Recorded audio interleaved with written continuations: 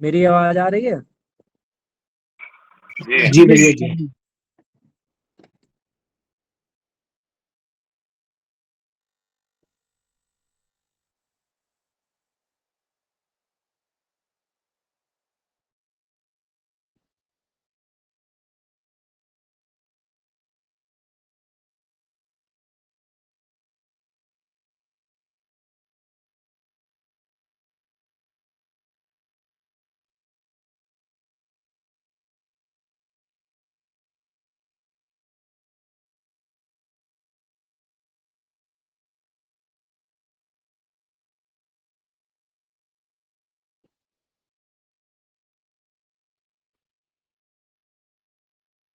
नामकरण मुहूर्त तो हमारा कल हो गया था। अन्नप्राशन मुहूर्त, अन्नप्राशन का भी हुआ था।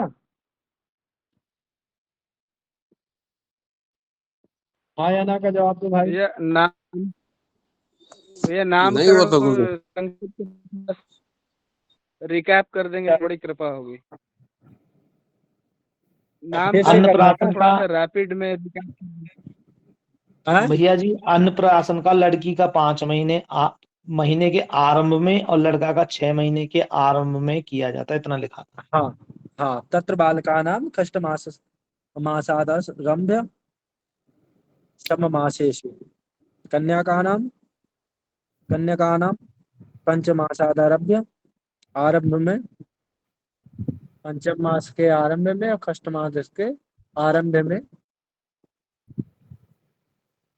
अन्नप्राशन करवाया जाता है।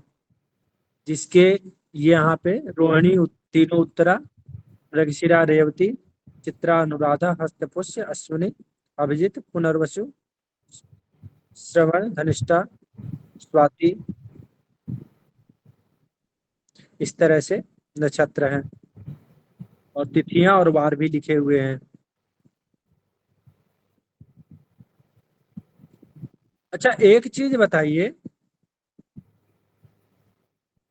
पूजन यहाँ तो शुरू में ही हो जाता है जल पूजन। क्या बोलते हैं, बारह संस्कार। हमारे यहाँ तो कूप पूजन बारह संस्कार में ही हो जाता है। आप लोगों के यहाँ कब होता है?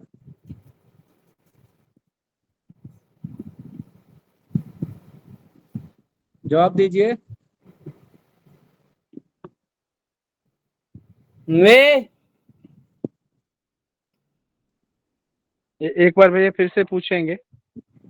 कुआं पूजन कब होता है? कोई इसके बारे में कुछ पता नहीं है भैया। Very good. 1.25 महीने बाद भी होता है भैया। हाँ बिल्कुल, लेकिन हमारे यहाँ बारहों संस्कार जिस दिन होता है ना, हमारे यहाँ लोक रीति में, तो उसी दिन कुआं पूजन भी करवा दिया जाता है। 1.25 महीने में भी होता है, बिल्कुल सही है। तो उसके ये है, तत्र श्रुतिकाया मासपूतौ सत्या शुक्र ज्योतिरास्ते चैत्र पौष पौषियो मासे तथा अधिमासे जलम न पूजेत। चैत्र मास में, पौष मास में तथा अधिक मास में जल की पूजा नहीं की जाती। श्रवण पुष्य पुनर्वसु मृगशिरा हस्त मूल अनुराधा, ये बाकी तिथिवार यहाँ पे हैं।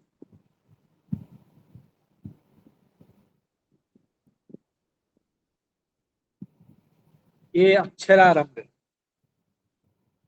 इसको देखिए। इसका कभी कभी बहुत कम आता है, लेकिन कभी कभी विद्यारंभ या अक्षरारंभ का पूछ लिया जाता है।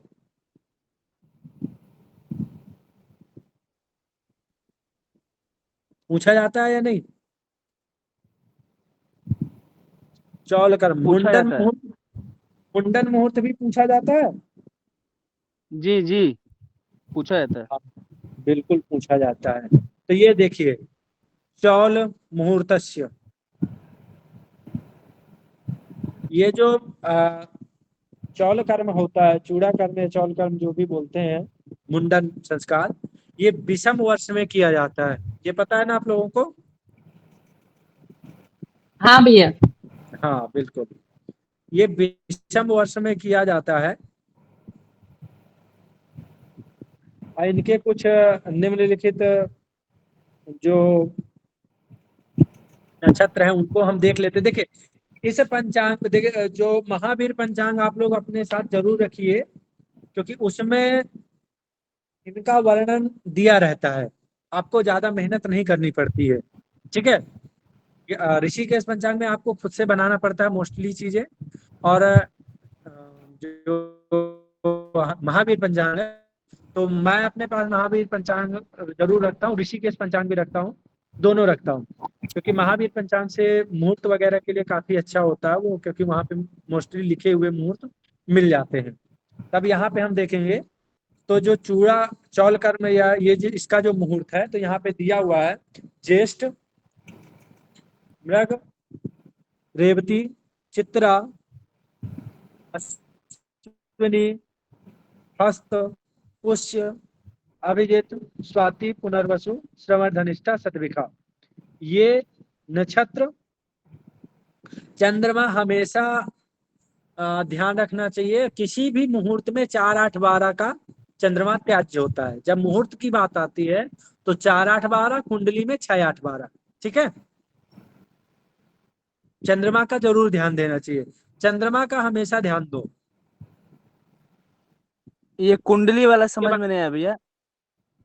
आप कुंडली जब आगे पढ़ोगे ना, तब पता चलेगा कि 6, 8, 12 का जब चंद्रमा किसी की कुंडली में होता है तो उसकी क्या हालत होती है।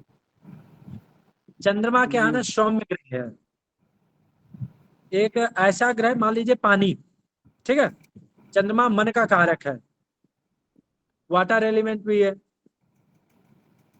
तो अगर ये, और 6, 8, 12 जो हाउस होते हैं वो खराब हाउस कहलाते हैं, क्योंकि शत्रु हाउस है, 6वां हाउस रोग रिपु ऋण, 8वां हाउस होता है आयु का है, गुप्त विद्या वगैरह का, इन सब चीजों का है। एक तरफ से आप उसको समुद्र का भी बोल सकते हैं। तो वहां पे 8वें हाउस में भी चंद्रमा अच्छा होता नहीं है, यहाँ तक कि बालारिष्ट योग तक बनाता है अष्टम भाव का चंद्रमा, अष्टम और पंचम का। ठीक है, और उसके अलावा 12वां भाव भी होता है, क्योंकि 12वां, अगर 12वें भाव में चंद्रमा होगा तो मन स्थिर नहीं होगा, क्योंकि 12वां भाव जो होता है व्यय का होता है। तो उसके बारे में आगे चर्चाएं होंगी, यहाँ पर देखते हैं। तो ये आपके नक्षत्र दिए हुए हैं, इन नक्षत्रों को वार को, तो चंद्रवार हो गया, बुध, गुरु, शुक्र, ये शुभ होते हैं। तिथिया,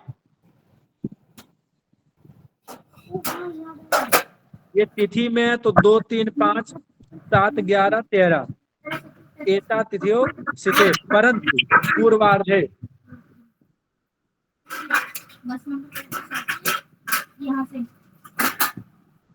उस तरफ से जाती है।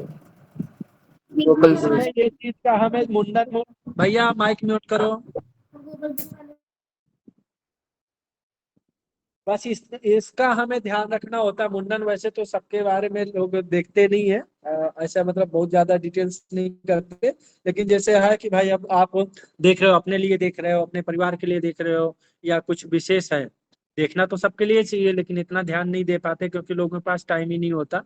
वो अपनी तिथि लेकर आते हैं आपसे फिर कंफर्मेशन के लिए कि इतने दिन में बनेगा कि नहीं। तो यहाँ पे ये चीज ध्यान देनी चाहिए कि जो पाप ग्रह हैं वो 3, 6, 11 में हो मोस्टली, और जो शुभ ग्रह हो बाकी स्थानों पर हो तो बहुत अच्छा होता है मुंडन के समय।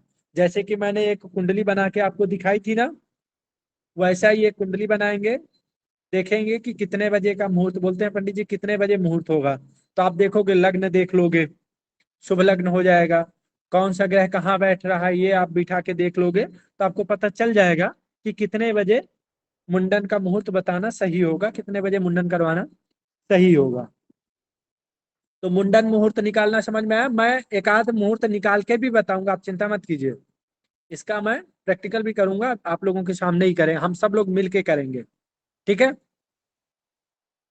भैया सिर्फ एक समय समझ लीजिए। एक जी प्रश्न है जी, कि जैसे कोई माता पिता आते हैं और अपने दोनों बच्चों का एक ही साथ करना चाहते हैं, तो इसमें कैसे सामंजस्य बिठा पाते हैं हम लोग?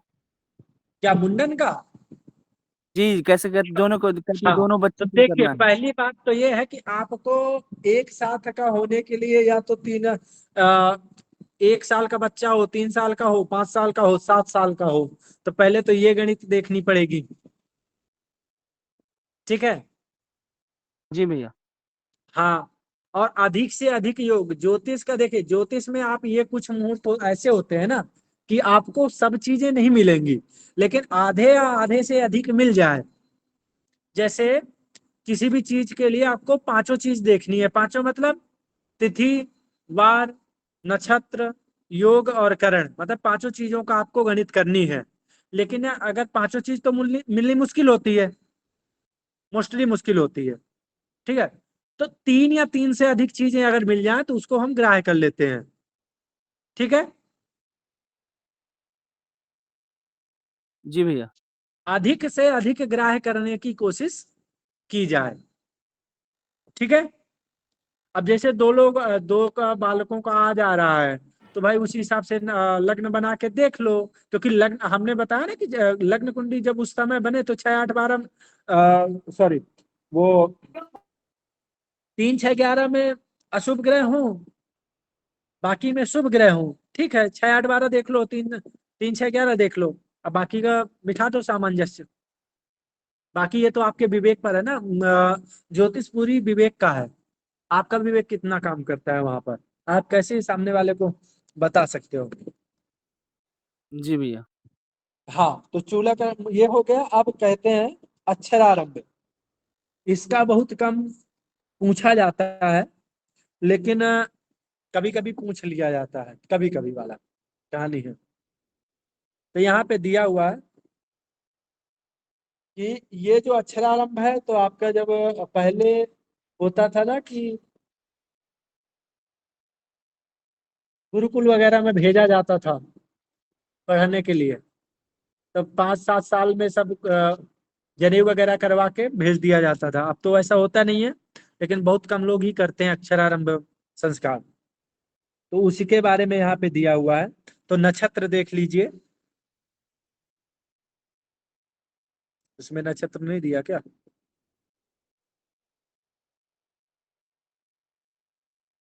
इसमें तिथियां दिया है 2, 3, 5, 6, 10, 11, 12, मतलब द्वितीया, तृतीया, पंचमी, भैया षष्ठी। नक्षत्र भी दिया गया है।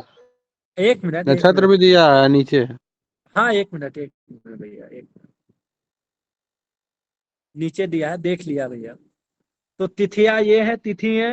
वार जो 4 शुभ, देखिए मोस्टली चीजों में जब हम कोई भी शुभ काम करते हैं शुभ वार में ही किया जाता है। तो ये 4 शुभ वार हमेशा याद रखिए: सोमवार, बुधवार, गुरुवार और शुक्रवार। ठीक है। अब यहाँ पे देखेंगे तो अश्विन, आद्रा, पुनर्वसु, पुष्य, हस्त, चित्रा, स्वाति, अनुराधा, ये आपके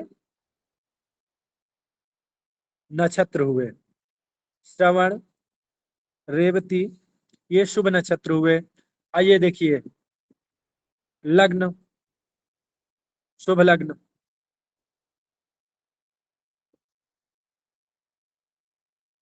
2, 3, 6, 9, 12। ठीक है।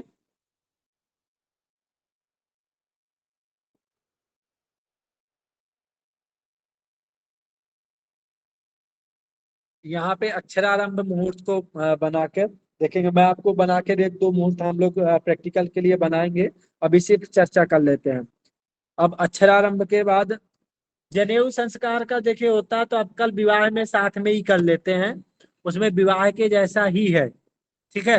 बस गुण मिलान वगैरह नहीं करना होता। उसी तरह तो वो जनेऊ संस्कार उसी तरह किया जाता है। चंद्रमा का ध्यान रखते हुए शुभ लग्न और शुभ वार देख लिया जाता है। उसके बाद आता है विवाह, जो विस्तृत चर्चा का विषय है।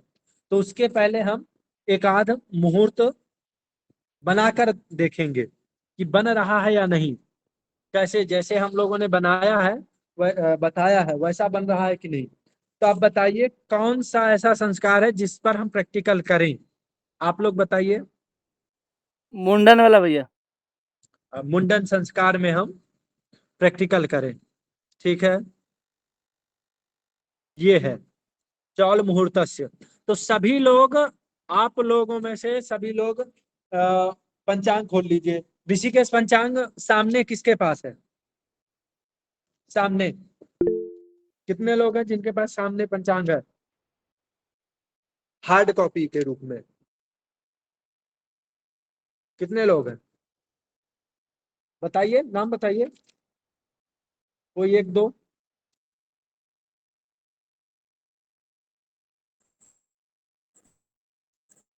नहीं है। किसी के मेरे पास पास है नहीं है? आदित्य, मेरे पास है आदित्य। अच्छा खोल लीजिए आदित्य जी। जी बोलिए। हाँ, तो देखिए उसमें कुछ मास भी हैं जो मास के अनुसार होता है। आषाढ़ हो गया, माघ हो गया, फाल्गुन हो गया। ये खासकर कुछ मास होते हैं जिनमें ये चौल के साथ तो मुहूर्त दिया होता है ज्यादातर। तो अभी के अनुसार अभी कौन सा मास चल रहा है भाई?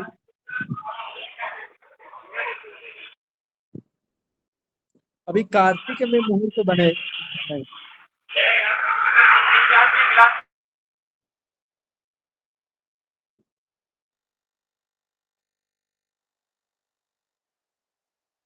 अभी आश्विन में इसका नहीं होता है क्या भैया लग्न?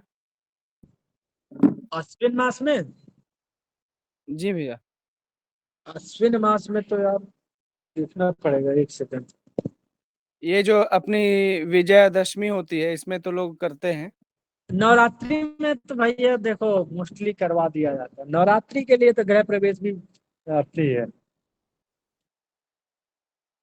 ठीक है, नवरात्रि का वो 9 दिन माता का दिन होता है, उसमें आप लोग गृह प्रवेश भी कराते हैं, हम लोग भी कराते हैं, हैं?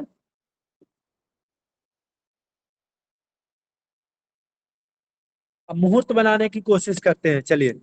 तो कोई भी एक डेट बोलिए, कोई भी एक डेट बोलिए, किस महीने का देखें, बाकी तो बाद में चर्चा कर लेंगे। कार्तिक में देखा जाए। कार्तिक में देख लेते हैं, चलिए। कार्तिक मास का पृष्ठ ओपन कर लीजिए। क्या नाम है आपका? आदित्य जी, कार्तिक मास का पृष्ठ ओपन कीजिए। ठीक है, मैं ही ओपन कर देता हूँ यहाँ। जी कर लिया हुक्म। हाँ, एक सेकेंड।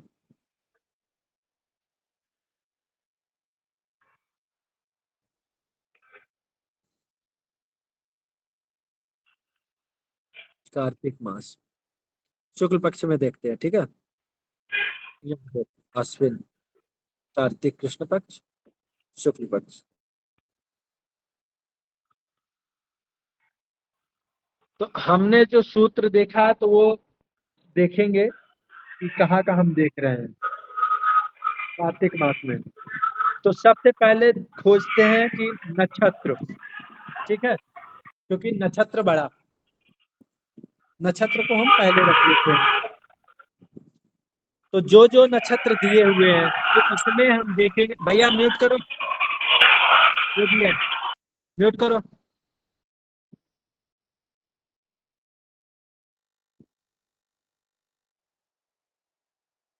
नक्षत्र और वार को मिलाते हैं। तो यहाँ पे देखिए नक्षत्र और वार जो मैंने बताए थे, 4 वार और नक्षत्र, तो नक्षत्र और वार के अनुसार पे मिलाइए।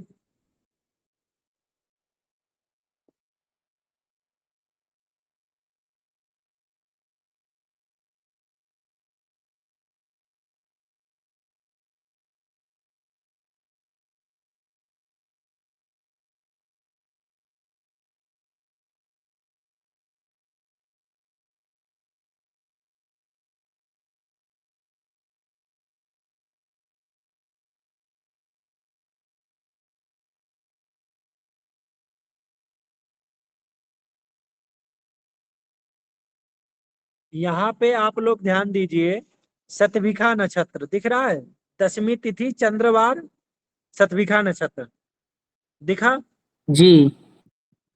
हम्म, तो नक्षत्र शतभिखा भी मान्य होता है, ठीक है। उसके अलावा चंद्रवार भी मान्य होता है। रेवती बुधवार को भी जब हम देखेंगे तो बुधवार लेकिन द्वादशी तिथि मान्य नहीं होती, समस्या ये है। तो सोमवार को लेते हैं, ठीक है। तो देखिए, एक मिला हमें, वार मिला, चंद्रवार मिला 10वीं तिथि को। दसवीं चंद्रवार मतलब सोमवार मिल गया, सोमवार। साथ में 10वीं तिथि मिली, 10वीं तिथि। उसके अलावा जब हम देखेंगे तो नक्षत्र मिला शतभिखा, शतभिखा नक्षत्र। 3 चीज मिला हमें, ठीक है, 3 चीज मिला। हाँ या ना तो बोलो। जी जी। हाँ, तो अब हमें कितनी चीजें, 5 चीजें देखनी थी। नक्षत्र, वार, तिथि, लग्न और लग्न शुद्धि वगैरह थोड़ा बहुत देख लेना था। तो अधिक से अधिक चीजें। वैसे तो देखो, पंचांग के अनुसार अभी बन नहीं रहा होगा, पंचांग में दिया नहीं होगा, पता नहीं दिया है कि नहीं दिया है। लेकिन एक बनाने की कोशिश करते हैं। जैसे कुछ लोग होते हैं जो बोलते हैं कि नहीं बना दो। कुछ जैसे आज मेरे पास एक कॉल आया था कि हमें गृह प्रवेश करना है 5 तारीख के पहले हर हालत में। तो नवरात्रि शुरू हो गई 3 तारीख से। 3 तारीख से है ना नवरात्रि? जी जी। भैया। 4 तारीख तक वो है। तो 3 तारीख से नवरात्रि। हमने कहा भैया 4 तारीख को कर लो, दिन भी सही है, द्वितीया तिथि भद्रा तिथि है, ये भी अच्छी है। लग्न वगैरह का ध्यान रखना, हो गया। तो इस तरह अब जब सामने वाला अपना टाइम टेबल लेके आएगा तो उसके अनुसार हमें बताना पड़ जाएगा। जितना अधिक से अधिक चीज में हम ग्राह्य गृह करेंगे। गृह प्रवेश में भी देखते हैं कि भद्रा कहाँ बैठी है। तिथि का देखो, तिथि 5 तिथियों के नाम होते हैं। तिथि का नाम, जी तिथि का भैया। नाम नंदा, भद्रा, जया, रिक्ता, पूर्ण। नंदा प्रतिपदा को कहते हैं, भद्रा द्वितीया को, जया तृतीया को, 4, 8, 14 चतुर्थी को रिक्ता, और पूर्णा पंचमी को। इसको इस तरह क्रम से याद करोगे तो 1, 6, 11 नंदा, 2, 7, 12 भद्रा, 3, 8, 13 जया, 4, 9, 14 रिक्ता, 5, 10, 15 पूर्णा। ठीक है, ये क्रम है। भैया जी एक बार फिर से रिपीट कर दीजिए। रिकॉर्डिंग में मिलेगा। जी भैया जी। हाँ, रिकॉर्डिंग हो गई होगी। क्रम इस तरह है, नंदा, भद्रा, जया, रिक्ता, पूर्णा, और इसी तरह गिनती लिखते चले जाओ, हो जाएगा।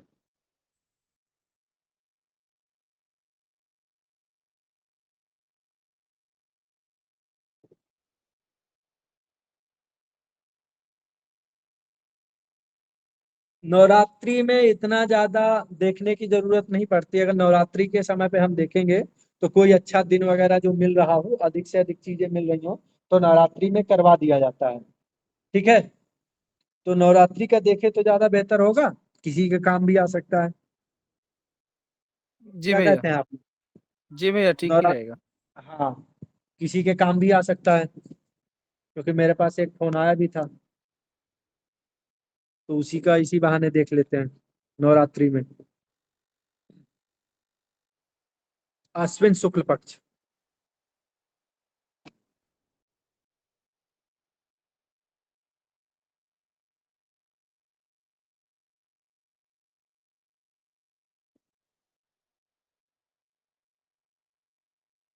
चलो भाई लिखो, नवरात्रि की द्वितीय तिथि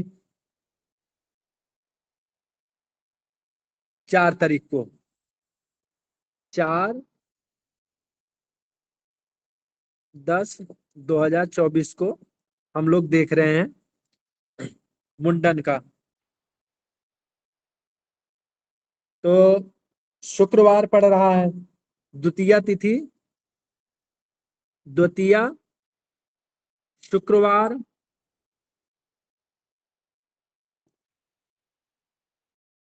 चित्रा नक्षत्र, 3 चीज मिल गई। हमें यही 3 चीज चाहिए थी, क्योंकि इसमें अश्विन में कर भी देते हैं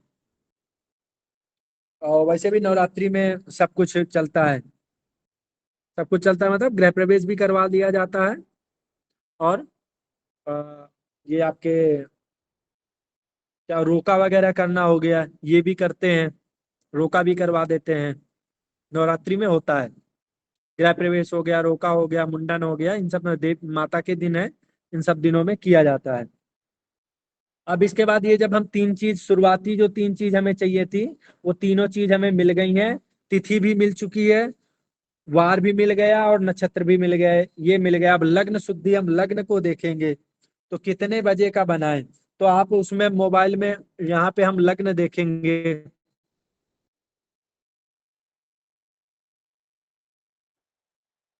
तो द्वितीया का देख रहे हैं ना, ये है लग्न।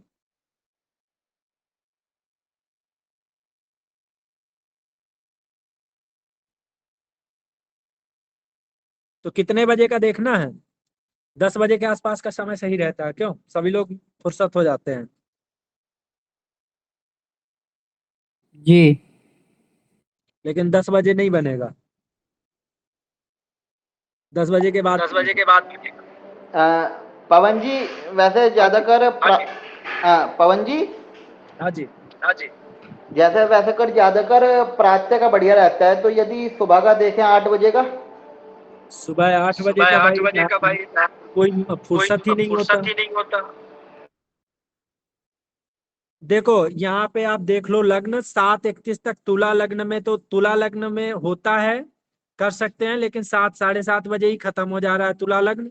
वृश्चिक लग्न में नहीं होता है, ये आप लोग याद रखिए। वृश्चिक लग्न का तीक्ष्ण लग्न कहलाता है, उसमें नहीं होगा। धनु लग्न में भी ठीक नहीं है, धनु लग्न में हो जाएगा, धनु लग्न में हो जाएगा। तो देख लेते हैं। तो धनु लग्न बन रहा है कब से? 9:48 से 9:48 से 11:54 तक। हाँ, तो देख लीजिए, 9:48 लिख लें, 9:48 से 11:54। अब ये हमें लग्न मिल गया, तो धनु लग्न मिल गया। तो धनु लग्न का चार्ट बना लो भैया। अधिक से अधिक चीजें ऐड कर लेते हैं, देखते हैं कितना ऐड कर पाते हैं। धनु लग्न बन गया चार्ट।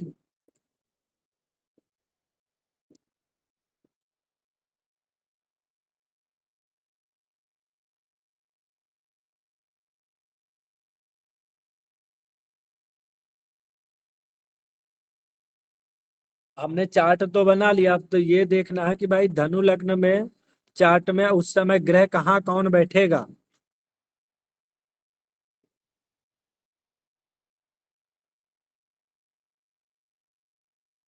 पहली समस्या मिल गई वृश्चिक राशि में। तो चंद्रमा जो है वो वृश्चिक राशि में है, लो 12वें चंद्रमा चला गया, लग्न खराब हो गया। वृश्चिक राशि में है ना चंद्रमा, द्वितीया को। जी। तो चंद्रमा तो खराब कर दिया काम। हाँ, नीच इसमें का हो तो गया नहीं ना होगा। साथ में। हाँ, 12वें भाव में बैठ गया, इसमें तो नहीं बनेगा। तो चंद्रमा को तो याद रखना ही पड़ेगा, चंद्रमा को तो जरूरी हो गया। तो अब ये नहीं बनेगा तो अब कब बनाते हैं, देखते हैं आगे। मकर लगन में देखना। मकर में नहीं होता, शनि का लग्न है वो। मीन में हो जाएगा, 3:12 से 4:40 मीन लगन में होगा।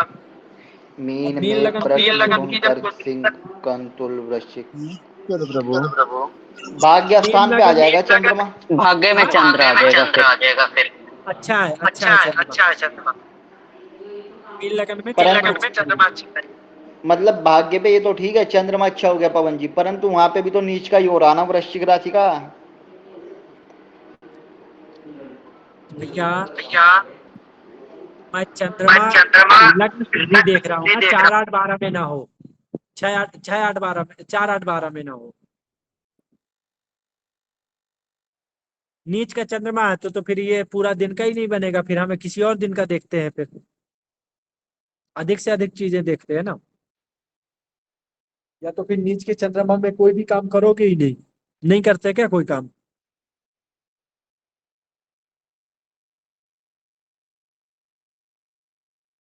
अधिक से अधिक चीजें करो।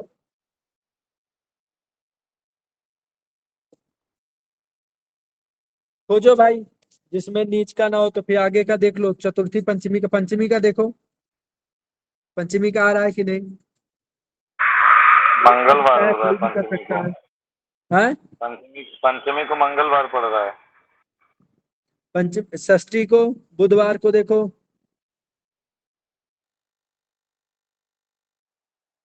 मूल नक्षत्र।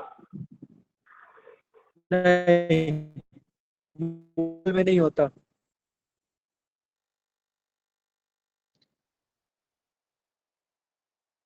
क्योंकि पंचांग में मैं देख रहा हूं तो 2024 में जुलाई तक ही था, उसके बाद कोई सीधा मुहूर्त नहीं है। और नवरात्रि में इन चंद्रमा वगैरह का ध्यान देके हम एक मुहूर्त बना देते हैं। नीच का चंद्रमा हट जाएगा तो 1 मिनट, तिथि के अनुसार देखते हैं।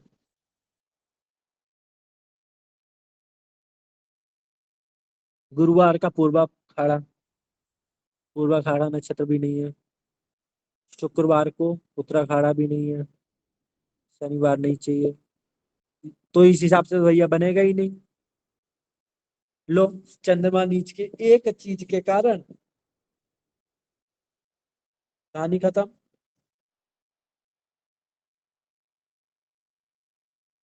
ये नवंबर में देख रहे हैं, कहा यार, कहाँ देख रहे हैं?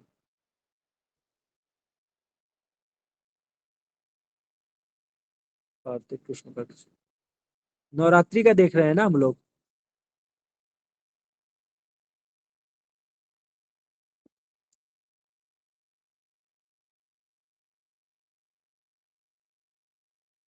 यही है ना भाई, अश्विन जी शुक्र, जी। हाँ यही है।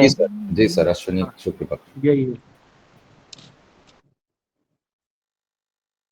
इसी का तो देख रहे थे, द्वितीया शुक्रवार, चित्रा नक्षत्र, द्वितीया शुक्रवार, चित्रा नक्षत्र, और तुला, तुला राशि का चंद्रमा। लो भाई, आप तो नहीं है ना नीच? तुला राशि का चंद्रमा। अब लग्न शुद्धि अगर देखें तो द्वितीया शुक्रवार को पड़ रही है, तुला लग्न कब पड़ रही है? 7 7 से 9 23। लो, मिल गया भैया सुबह का मुहूर्त। लेकिन तुला लग्न में होता नहीं है आप, तुला वृश्चिक में नहीं होता, धनु में होता है, गुरु के लग्न में होगा। तो धनु लग्न कितने बजे है? 11:40। 11:40। पवन जी, पवन हाँ जी, जो जी। ये मुहूर्त है, ये चर्म होगा या स्थिर में होगा? हाँ? इसका 40 मतलब दिन नहीं है, क्योंकि इसके जो लग्न है ना, वो आपके स्थिर और द्विस्वभाव में, चर भी आ रहा, स्थिर भी आ रहा, द्विस्वभाव, ये शुभ शुभ ग्रहों के उसमें हो रहा है। पर शुभ गृह ग्रहों के प्रवेश तो लग्न, स्थिर में ही करते हैं ना, गृह प्रवेश तो स्थिर में गृह होना प्रवेश चाहिए। करते हैं हम लोग, तो मुंडन का देख रहे हैं ना। अच्छा, मुंडन का तो हो जाएगा, हाँ जी। तो मुंडन का हम लोग देख रहे हैं ना, हम लोग तो मुंडन का देख रहे हैं ना। तो भैया द्वितीया तिथि को हमें अधिक से अधिक चीजें मिल रही हैं। क्या क्या मिल गया हमें द्वितीया तिथि में? द्वितीया तिथि है मान्य है, शुक्रवार मान्य है, चित्रा नक्षत्र मान्य है, और जो टाइमिंग हमें मिल रही है, वो टाइमिंग मिल रही है धनु लग्न की, 11:40 से 1:46 तक। तो दोपहर 12 बजे का, दोपहर का टाइम भी मिल गया। अब चंद्रमा, तो अगर ये कौन सा लगन बन रहा है, धनु, और तुला में चंद्रमा रहेगा।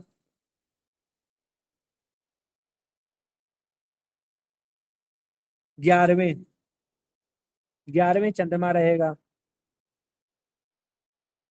अष्टम भाव में कोई ग्रह ना हो, इसका हमें ध्यान देना है। तो कर्क राशि में किसी ग्रह का गोचर है, देखते हैं। कर्क राशि में किसी ग्रह का गोचर है, नहीं है।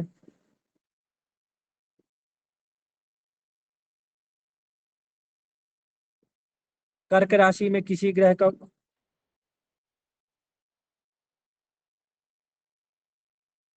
हाँ, कर्क राशि में किसी ग्रह का गोचर भी नहीं है। लो, अष्टम में कोई ग्रह भी नहीं पड़ेगा, और अधिकतर ग्रह ठीक ठाक स्थान में आ गए। लग्न 6वें में है, तो अधिक से अधिक चीजें अगर देखना है तो 3-4 चीजें हमें मिल गई हैं। तो द्वितीया को मुंडन करवाया जा सकता है, ठीक है। एक द्वितीया तिथि है जिसमें मुंडन कराया जा सकता है। अब किसका देखना है, क्योंकि अधिक से अधिक चीजें मिल रही हैं। अब कौन सा मुहूर्त देखना है? भैया जी किसी एक और चीज, गृह प्रवेश का देख दीजिए। हाँ, गृह प्रवेश का देखते हैं। वैसे गृह प्रवेश का भी वो दिया रहता होगा कि कौन सा निषेध है, कौन सा शुभ है। हाँ, बिल्कुल दिया रहता है।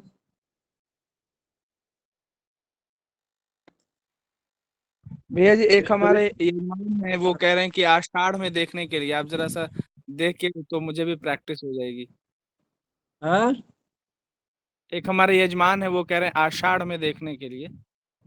क्या देखने के लिए? यही गृह प्रवेश का ये मुहूर्त। एक सेकंड।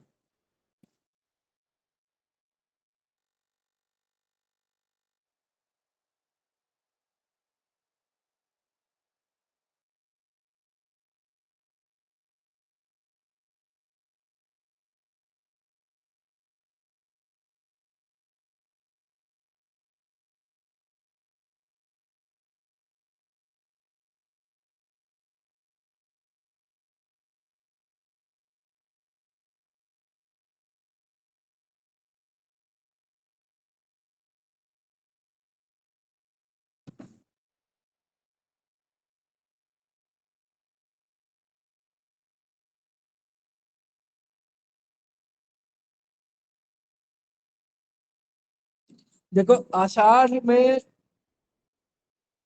बहुत अच्छा होता नहीं है गृह प्रवेश। जी भैया। वाहन और पशु चोरी का भय रहता है। अच्छा अच्छा। हम्म।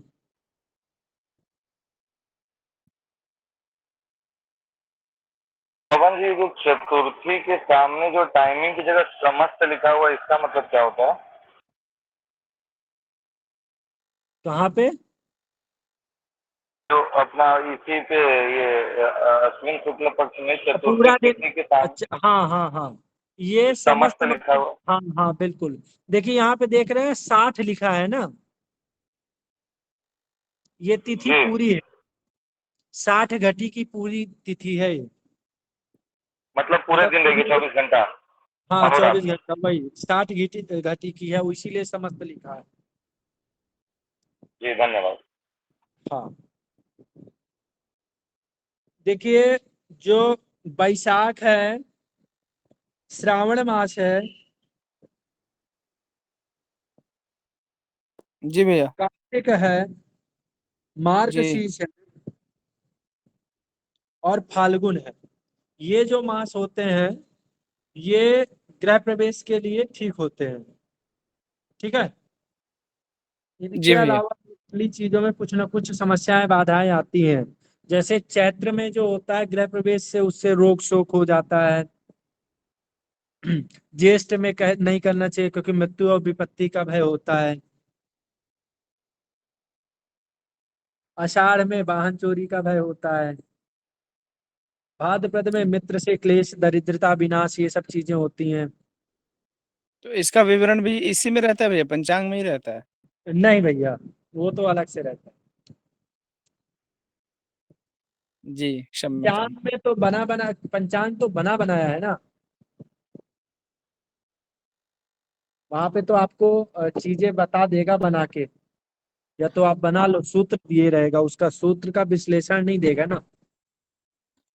हम भैया जी प्रणाम, मैं इंद्रवेश फरदावा से। भैया जी अगर किसी ने इन तिथियों में गलती से गृह प्रवेश कर लिया है तो उसका निवारण के लिए किस मास का क्या कुछ ऐसा है? अब जो हो गया सो हो गया, अब घर में पूजा पाठ कीजिए, गृह शांति करिए, हवन डेली हवन कीजिए, भगवान का पूजा पाठ कीजिए, घी का दीपक जलाइए, गृह शांति रखेगी, और क्या। अब जो हो गया सो हो गया, उसको बदल सकते हो क्या? नहीं बदल सकते ना। जी जी। तो गृह शांति रखिए, तो नित्य पूजा पाठ कीजिए, हवन कीजिए, भगवान के सामने दीपक जलाइए, भगवान की पूजा कीजिए, वास्तु दोष ठीक रहेगा। वैसे भी जिस घर में डेली शंख वादन होता है, घी का दीपक जलता है, ये सब पूजा पाठ नित्य क्रियाकलाप होते हैं, तो वहाँ वैसे भी वास्तु दोष का इतना ज्यादा असर होता नहीं है, या इन सब चीजों का उतना असर नहीं होता। समस्याएं तो हर किसी के जीवन में आती है ना, ऐसा थोड़ा ना है कि आती नहीं है। पवन भैया, हाँ गृह जी। प्रवेश के लिए फिर उत्तम जो है मास कौन सा रहेगा? फाल्गुन मास अच्छी होती है, क्योंकि वंश वृद्धि और धन वृद्धि का कारक होती है। वैशाख मास अच्छा होता है, धन वैभव संतान आरोग्यता मिलती है। श्रावण मास भी ठीक ठाक होता है, मित्र और धन का लाभ होता है। ज्येष्ठ। ज्येष्ठ अच्छा नहीं होता। ज्येष्ठ मास में विपत्ति और क्लेश वगैरह का सामना करना पड़ जाता है। जी। पवन जी, हाँ जी। एक मुहूर्त बनाए हैं, चलो इसका बनाते हैं कि वाहन कब खरीदना चाहिए। हाँ, वाहन कब खरीदना चाहिए, इसका मुहूर्त बनाते हैं चलो आज। मैंने अभी वाहन खरीदने का मुहूर्त तो पढ़ाया ही नहीं ना। अच्छा, अभी वो आया नहीं सब। क्रय विक्रय मुहूर्त का तो कहीं चर्चा ही नहीं हुआ। क्रय विक्रय में आता है नहीं नहीं। म्यूट कीजिए, म्यूट कीजिए। क्रय विक्रय मुहूर्त होता है, उसमें वाहन आदि खरीदने का योग पढ़ाया जाएगा। ठीक है। अगर हम यहाँ के अनुसार पे देखें तो 2024 में बहुत अच्छे मुहूर्त नहीं है गृह प्रवेश के, सीधी बात। ठीक है। ऋषिकेश पंचांग में तो है ही नहीं 2024 में, जो है वो निकल चुके हैं। एक एक दे रहा है भैया, इसमें दे रहा है का ये आश्विन पूर्णिमा को। हाँ, एक एक आध दो होंगे बस, हो गया, इससे ज्यादा नहीं होगा। जो भी हो देखना पड़ेगा। भैया जी एक अश्विन बार पूर्णिमा आश्विन को दिया है, आश्विन पूर्णिमा को देखें तो। लेकिन ये नूतन गृह प्रवेश है कि जीर्णादि गृह प्रवेश है, दो होते हैं। जी नहीं, ये नूतन नूतन वाला करना है।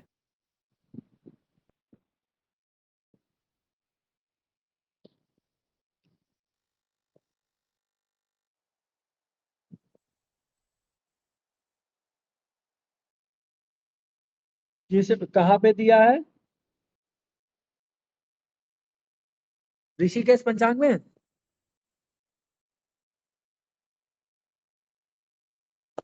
ऋषिकेश पंचांग में दिया है। जी भैया। पृष्ठ संख्या बताओ। अश्विन कृष्ण पक्ष पूर्णिमा, ये शुक्ल पक्ष पूर्णिमा।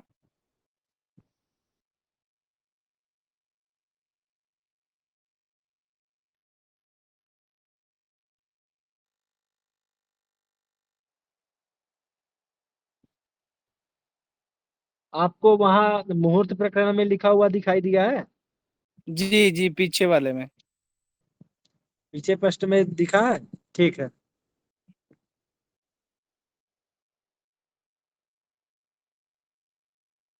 2025 में सबसे ज्यादा ठीक ठाक अच्छे योग हैं, बाकी इसमें नहीं है। तो ये जो शुरुआती जो पढ़ाए गए इनमें अगर किसी का कोई सवाल हो तो बताइए, बताए गए हैं, क्योंकि कल से हम लोग विवाह प्रकरण शुरू करेंगे शुरू से,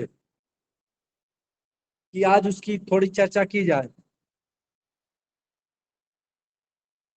भैया जी बस मैं इंद्रवेश फरीदाबाद से, ये जो मुंडन में हमने हमारी तिथि मिल गई थी, वार मिल गया था, चित्रा नक्षत्र मिल गया था, परंतु हाँ। जो चंद्रमा जो वृश्चिक राशि का होके उसमें बैठा था, नहीं नहीं, तो वृश्चिक राशि में चंद्रमा नहीं था, वो दूसरी जगह का धन पृष्ठ खुल गया था।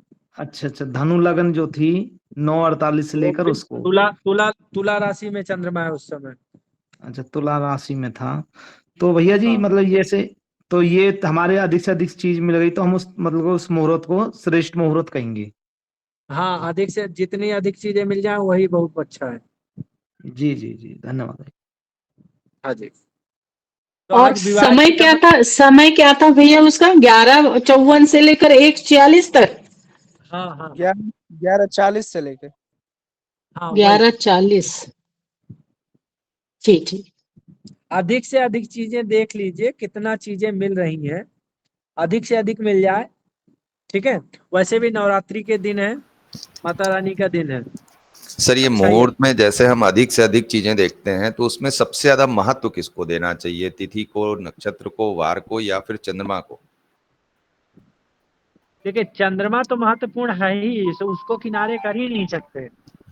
मुहूर्त में चंद्रमा महत्वपूर्ण है, लेकिन सबसे पहले है तिथि, वो सॉरी नक्षत्र, तो उसके ठीक है। बाद ले लो तिथि और फिर वार ले लो, मतलब जितनी चीजें मिल जाए। नक्षत्र तो महत्वपूर्ण है सबसे हम्म। पहले, इसीलिए उनका वर्णन भी है। फिर वार देख लो, क्योंकि तिथि और वार नक्षत्र और वार अगर मिल गए तो तिथि तो ये है कि कभी कभार शाम को या दोपहर में भी खत्म हो जाती है ना, जी जी, 10 बजे भी खत्म हो सकती है बिल्कुल तिथि, बिल्कुल दूसरी बिल्कुल। तिथि मिल सकती है। तो उनको पहले रखो जो खत्म नहीं होते। ठीक है ठीक है। हाँ, सामंजस्य है। ठीक है। हाँ जी। तो विवाह प्रकरण में आज थोड़ा चर्चा करनी है। हाँ जी करिए।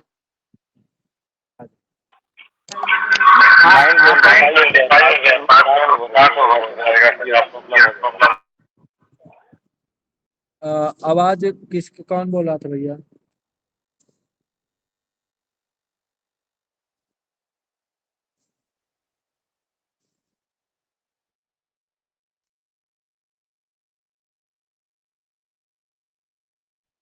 विवाह प्रकरण जब हम देखते हैं, अब इसकी जरूरत नहीं है,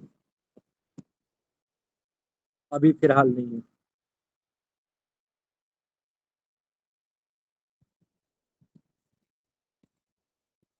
विवाह प्रकरण जब देखते हैं तो यहाँ पर हम दो चीज रखते हैं, एक होता है चालू नाम से, एक होता है कुंडली से।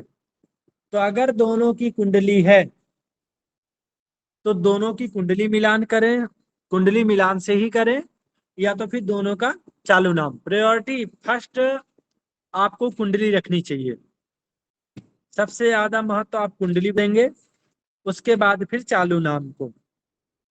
उसके अलावा उसके अलावा जो एक चीज होती है, दोनों का या तो कुंडली नाम होगा या तो दोनों का चालू नाम होगा। एक का कुंडली एक का चालू ऐसा नहीं कर सकते। जो दोनों के चालू नाम होंगे वो, जैसे उदाहरण के लिए ले लीजिए, सुनील हो गया, सपना हो गया, या सुनील हो गया, या सुनील हो गया और पूजा हो गया, तो ये दोनों चालू नाम हो गए।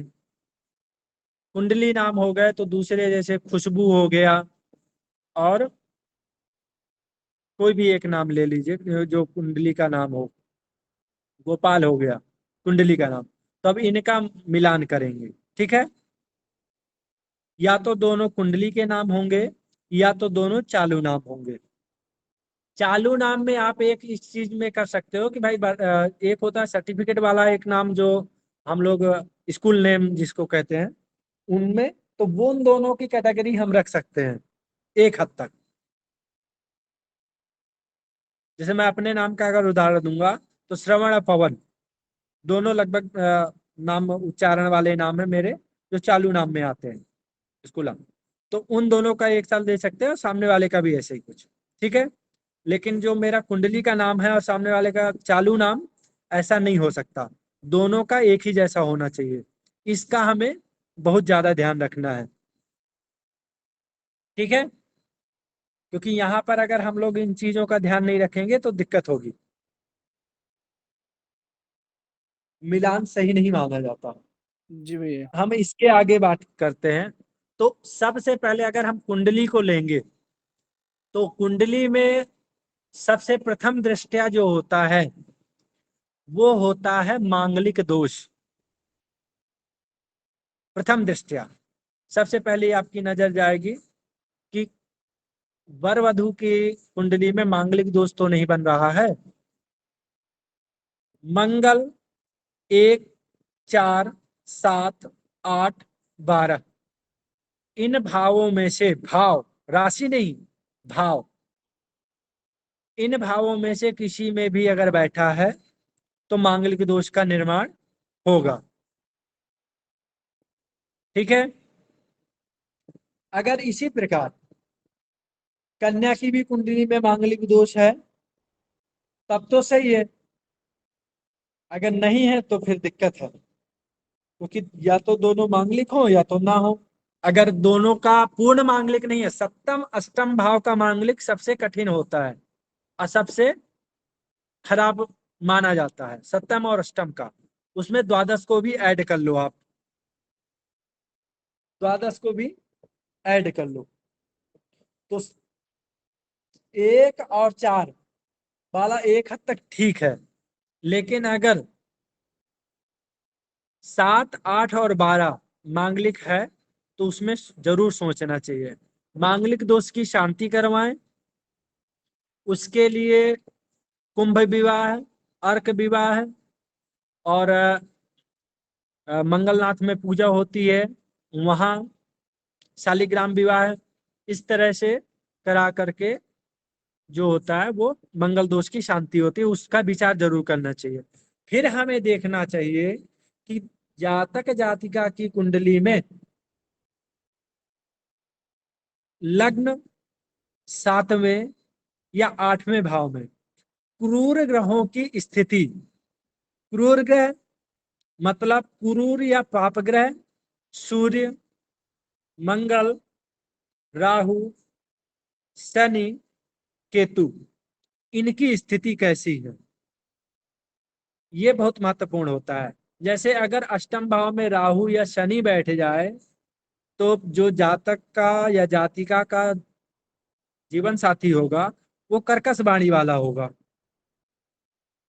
अष्टम भाव होता है, जैसे दूसरा भाव अपनी कुंडली में वाणी भाव है, उसी प्रकार से अष्टम भाव हमारे जीवन साथी का वाणी भाव हो गया, तो वो जीवन साथी के वाणी से रिलेटेड है, तो वहां पे कर्कश वाणी हो जाएगी।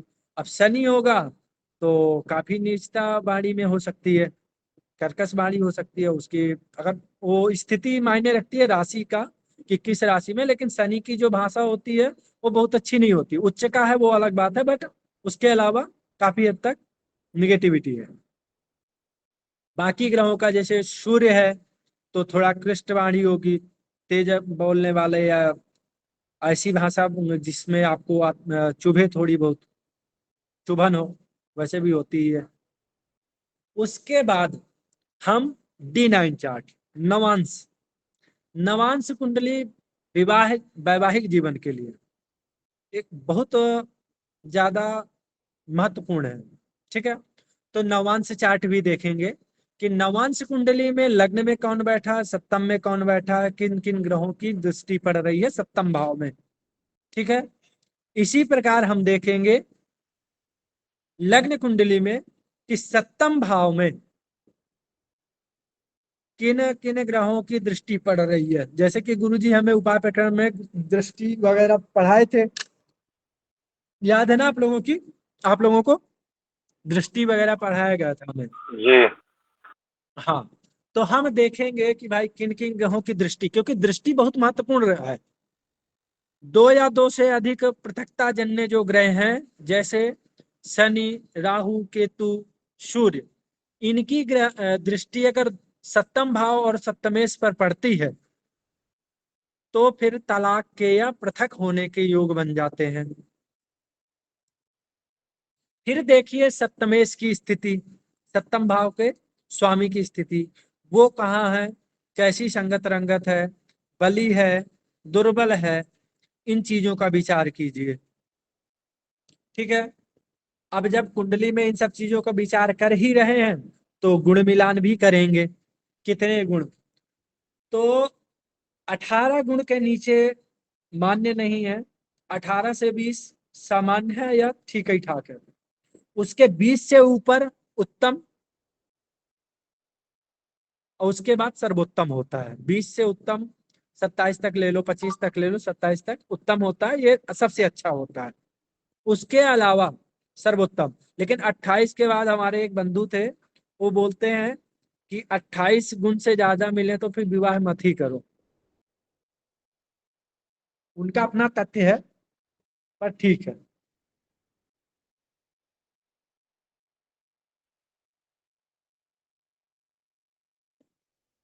ये चीज हो गई। तो सप्तम भाव का, सप्तमेश का स्थिति, अष्टम भाव की स्थिति कैसी बन रही है दोनों की कुंडली में, कि दोनों का वैवाहिक जीवन कैसा रहेगा, वैवाहिक सुख कैसा रहेगा, इसी में विचार कीजिए। देखिए कि क्या क्या सप्तम भाव या सप्तमेश पापकर्तरी दोष में है। पापकर्तरी दोष एक तरह से मानिए कि एक अच्छा आदमी दो खराब पड़ोसियों के बीच में फंस गया। अगल बगल घर है और दोनों खराब है, लड़ते झगड़ते रहते हैं, तो बीच वाले का हाल तो बेहाल हो जाएगा, वो तो सुख शांति से नहीं रह पाएगा, क्योंकि अगल बगल अगर डेली लड़ाई झगड़ा कलह मची है तो बीच वाला का परेशान है। उसी प्रकार कुंडली में जब पापकर्त्री योग किसी भाव में बनता है, सप्तम भाव में बनता है, तो वैवाहिक सुख में कमी लाता है। सप्तमेश के साथ बनेगा तो भी यही हाल होगा, क्योंकि सप्तमेश अगर शुभ नहीं है तो सप्तम भाव का फल क्या देगा भाई? सप्तम भाव का फल तो सप्तमेश ही देगा। फिर इसमें देखिए सप्तम भाव का स्वामी बली है कि लग्नेश बली है, लग्न का स्वामी बली है। इनमें से जो बली होगा वही शासन करेगा, दूसरा आदेश देगा, ये भी कह सकते हैं। दोनों की कुंडली में इन सब बातों का विचार किया जाना है। इसके आगे की चर्चा हम कल करेंगे। कल बहुत अच्छे से जो अष्टकूट मिलान है उन पर हम लोग चर्चा करेंगे। पहले अष्टकूट मिलान देखेंगे, कोई भी 2-3 नाम लेंगे, आपको बताया जाएगा कि कैसे गुण मिलान किया जाता है। अष्टकूट मिलान को अलग अलग से कैसे निकाल सकते हैं, कैसे कर सकते हैं, उन सब चीजों के बारे में एक विस्तृत चर्चा करेंगे। ठीक है, आज से संबंधित किसी का कोई सवाल? जी जी बताइए। जी, आपने जो बोला था कि गृह प्रवेश मुहूर्त में आपने जो जो मुहूर्त बताया था, इसमें पंचांग में, ऋषिकेश पंचांग में ही 37 पृष्ठ में लिखा हुआ है।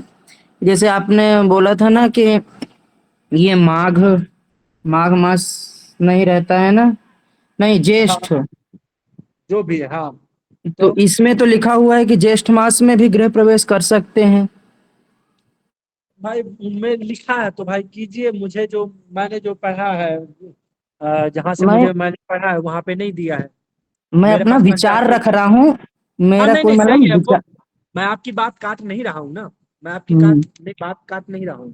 क्योंकि इसमें वैशाख, ज्येष्ठ, माघ, फाल्गुन, श्रावण, मार्गशीर्ष और कार्तिक, 8 महीना दिया है, कितना हाँ, महीना दिया जिसमें है? 1 2 3 4 5 6 7 महीने दिए हैं। 7 महीना दिया है। जी, कौन कौन से? वैशाख, हाँ ज्येष्ठ, माघ, हाँ, फाल्गुन, श्रावण, मार्गशीर्ष, कार्तिक। माघ भी दिया है।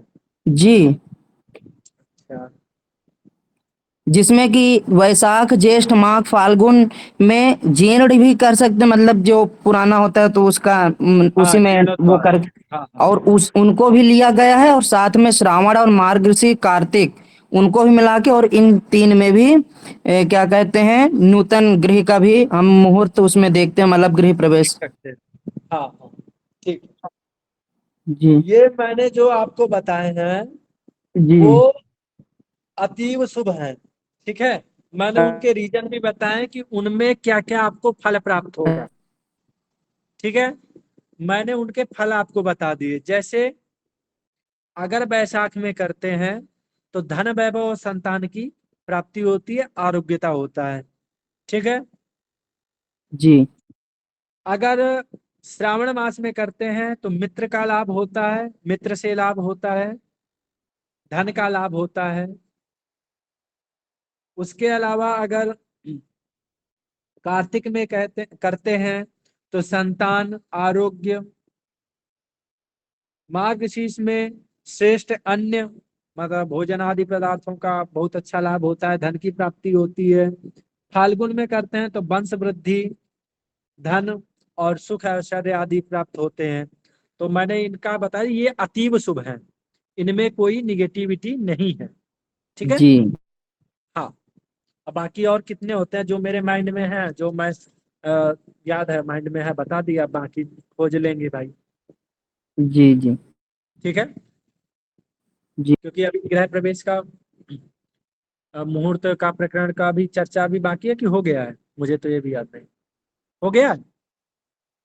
आधी हो गई है, आधी मतलब उसमें क्या है, बना करके थोड़ा हाँ मतलब प्रैक्टिकल प्रैक्टिकल प्रैक्टिकल कर लेंगे, बाकी है। प्रैक्टिकल बाकी है तो कर लेंगे, उसको भी कर लेंगे।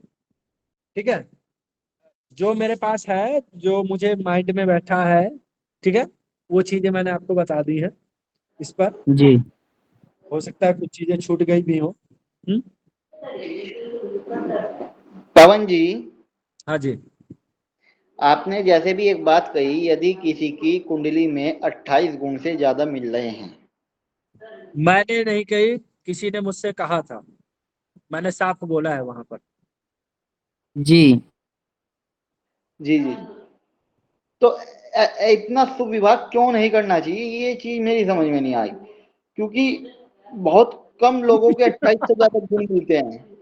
हाँ, एक मैंने रील देखी थी, मजाक की बात है वो, नीरज वो सुनील जी, रिकॉर्डिंग बंद कर दीजिए, रिकॉर्डिंग बंद कीजिए।